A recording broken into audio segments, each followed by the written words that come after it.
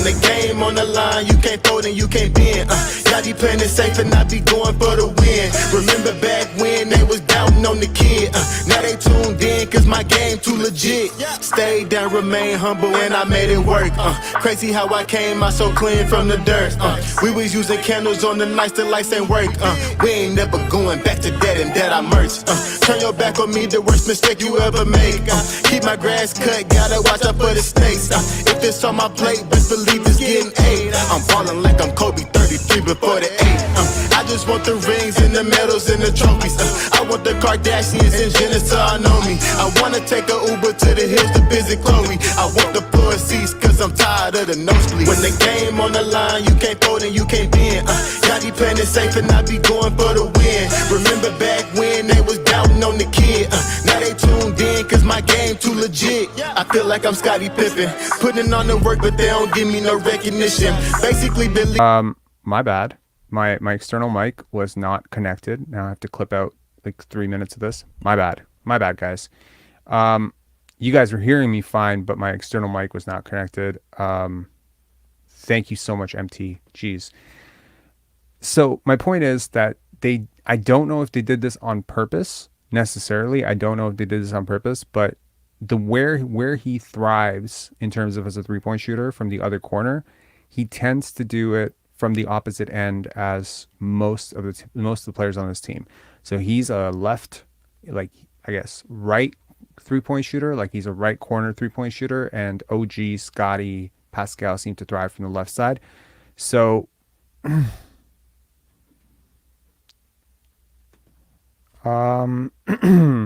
James Welsh, I just got on the show. I know Boston really wanted to sign Barton. Yeah, for what though? Like as filler, as a locker room veteran presence? Yeah, I don't know about that, man. This is Will Barton's shot chart. Yeah. So moving on.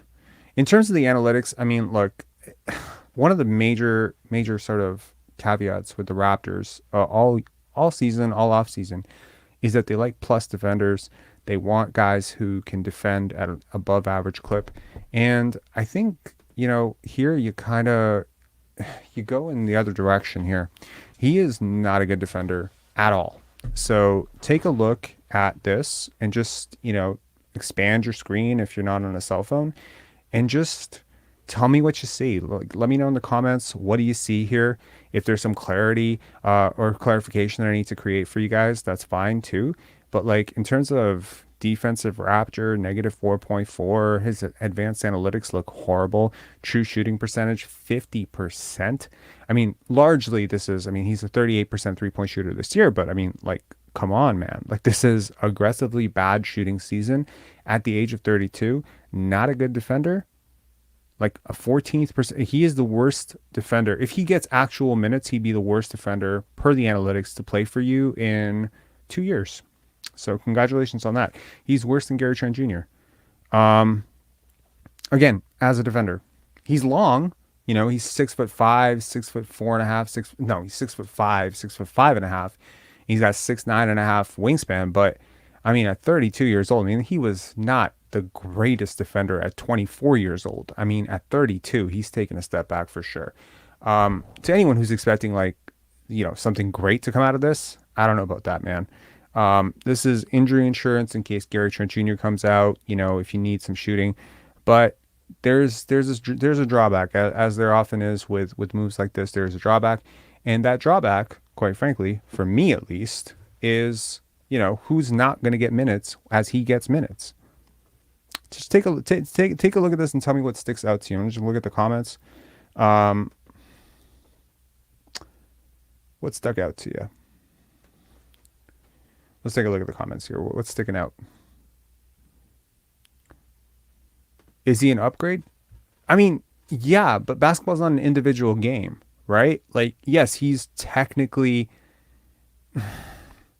he's shooting better from three than Bo Cruz, and that alone, and his shot quality is really good. So yeah, he takes a lot of threes and he makes them at an above average clip, and there's some value to that. But apart from that, what is there, right? Like he's slight of build, relatively speaking, to Bo Cruz. I think he has a little less length than Bo. He doesn't quite fit into Division 6'9", which, I mean, neither does Jakob Poeltl, so maybe they're just completely abandoning it, because the last three additions to this roster, if you really think about it, what are the last three additions? Joe Wieskamp, 6'6", 6'11" wingspan, so he doesn't quite fit into Division 6'9", but I guess he's closer to this than Will Barton. Will Barton, 6'6", Jakob Poeltl, 7 feet. How do any of these players fit into your super switchable model? That is pretty much where the argument lives and ends. Like, that's the best part about this is, yes, he can space. Oh no, not this again. I think we need a center. How many centers do you want? How many centers do you want? There's no Shaquille O'Neal in the NBA now, man. Like,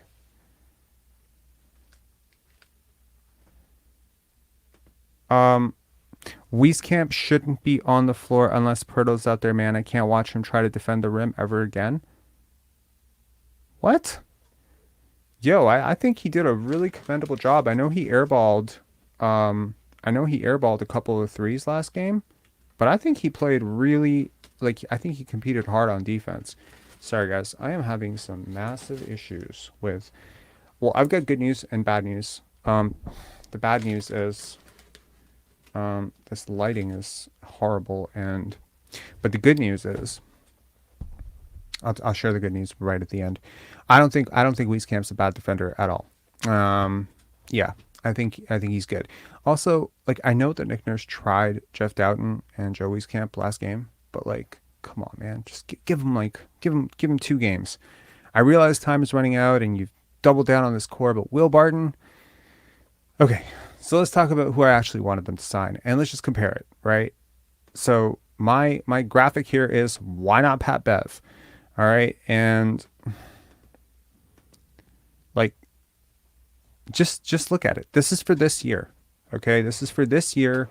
Expand it full out, if you need to, and just look at it. This is not even close in terms of as a defender. Will Barton hasn't posted a positive defensive box plus minus in 6 years. Pat Bev is a positive defense every single year, almost. Box plus minus negative 2.5 versus 0.9, right? That's a negative 14 net rating. Negative 14. That's crazy. Versus a positive 5 net rating. He takes more shots. He shoots barely better from 3, and it's negated. It's 38% versus 37.5%, right? He's taken a few more threes per 36 minutes. Okay, it's 6.3 versus 5.4. He wins some points there. But if you're asking me, is he a better player? Yeah, that was a while ago. And I mean, look, 32 is around when a lot of players fall off, right? I mean, 31, 32, that's typically when NBA careers end, right? The season he's had so far this year, he might not be in the league next year. So, I don't know. What are we banking on here, right? You've got the super young team. You've got roster spots being taken up by... Okay, well, here, I want to share something with you guys. He is highly entertaining on Twitter. I'll give him that. There's some poetic soul to him. All right, that's nice. It's cool. That's fair. But, Pat Bev wanted to go where he was wanted. And, if the Raptors wanted to make a really aggressive pitch to Pat Bev, I feel like he would have loved it here. I don't know if he would have chosen this place over Chicago, but we're ahead of Chicago. He cares about winning. We're ahead of Chicago. We have more talent than Chicago. I think he would have chosen to come here. I don't have insight to be able to say for sure Bobby Masai did not reach out to his agent or whatever. Yes, he did choose Chicago. Yes, he was a free agent. But I think we could have gotten him. I really do. So anyways, it doesn't matter now, but I'm saying I think Chicago got the better guard among the two, even though they're both over 30 and probably on the downside, definitely on the downside of their career. I just think that Will Barton, he takes a lot of he takes a lot of shots. Like he takes a lot of interesting shots that are dynamic and they look good. You know, if you see his career highlights, you're going to see some dunks, you're going to see some threes. He's exciting to watch. I think he could fit with Scotty. I think he can help Pascal and Jakob. I think he'll benefit off of their gravity and their passing and their playmaking, and more shooting doesn't hurt. The problem is, I mean, what is he on the career? 35%. I mean, this is an average three-point shooter who takes an above average volume of shots. You know, average three-point shooting in the NBA this year is like close to 36%. He's like 2% above that. I know, like, I think that there are a lot of players, like, look at Joe Wieskamp's three-point percentage, like, before he, you know, like at Iowa. Look at his three-point percentage during his 10 days with the Raptors, you know? Like, I'm just saying, I don't think this team generally creates great three-point opportunities. So having a guy who thrives off of three-point shooting, I don't know how that's going to help, but they can keep trying to, you know, double down on this. And I think that's silly, personally. Um, yeah, I think that's, I don't even know why I'm I don't know. I don't know if he clears waivers in time, man. Per the Adrian Wojnarowski tweet, it was, I think he's expected to clear waivers. I have no idea how quickly they can get him, and I don't see what the rush is. I mean, if he's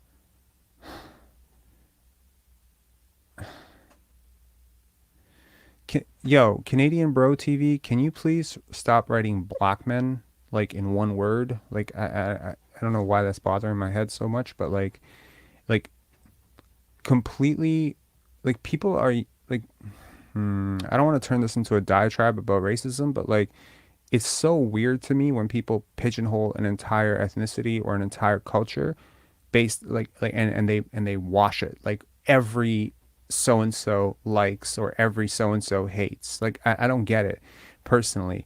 You know, I mean, and if you meet enough African American people, you understand that a lot of African American people would prefer Toronto over Chicago. Um, a lot of NBA players would prefer African American NBA players would prefer Toronto or Chicago. And if you get them in a private room, ask them. You know,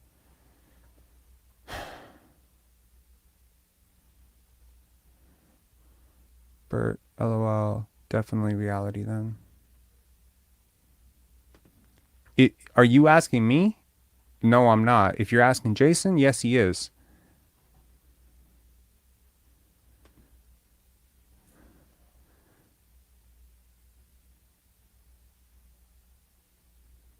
Ay, ay, ay. Okay. Anyway, to get to the good news, let's okay, look. To sum this up, I think this is a big nothing burger. I don't think he's going to play a hell of a lot. If he does play a lot, I'm happy that, you know, we didn't sign someone who can't shoot, but I'm a little bit disappointed that a team that has really just fallen off a cliff defensively is adding another player who just isn't that great defensively. And, you know, that's putting it very politely. That's putting it very politely. Yes, he's active. And there are a lot of guys like this in the NBA where they're twitchy and they're active and they hustle hard and you think that they're good defenders. But his analytics and his defensive plus minus every single year would tell you that he is not a positive defender, that he does not positively impact your team on the defensive end. So, look, I think that I would rather roll with Joe Wieskamp and Jeff Doughton. Like, I really would. I think Malachi Flynn has taken a step as a shooter. I understand the sureness of going with experience. However, if you wanted to do this, if you really wanted to do this, I prefer you not half-ass it. If you really wanted to do this, I would have wanted to see guys like Delano Banton and Malachi Flynn, guys who maybe aren't getting minutes right now. I'd expect to see them waived or stretched and like not stretched and waived, traded for second round picks, and then you just sign, you know, veterans. Like I just prefer a direction because how many roster spots can you have for middling prospects? I mean, I love Jeff Doughton, but he's a 25-year-old, right? And if he's not playing for you, then you know, okay, fine, he's on a two-way. Ron Harper Jr. There's got to be, you know, at least some players in the league, but those guys are two-way. But what about your guaranteed spots? You have Christian Koloko on a guaranteed spot. Again, he could have been a two-way player. If he wasn't going to play for you, if you're going to split him between G League and NBA, you could have put him on a two-way. I'm not trying to play revisionist historian here, but there is a very serious expectation that Christian Koloko was going to play early in the season and not play super much in the later part of the season. So there's no reason why you had to sign Ron Harper. That spot could have gone to a big or a center that was better than Khem Birch. They are available in free agency. It could have gone to a shooter or an aging veteran that could have provided some sort of leadership. I just don't understand how you can have a guy like Thaddeus Young sitting on the bench that you traded for. You traded a first-round pick for him, that you signed him for a 2-year contract. You have him. You're not going to play him. Now you're going to bring Will Barton. I don't really get it. It kind of feels like a mishmash, of ideologies. And yeah, like there are teams that are veteran teams that have blue chip prospects. But Delano Banton and Malachi Flynn are not blue chip prospects. I mean, I love Joe Wieskamp, but he's not a blue chip prospect either. He's 23 years old. And at this point, like there's 16 to 20 guys in the EuroLeague that can probably help you right now more. So I guess what I'm trying to say is if you're trying to win, win. And if you're trying to develop, develop.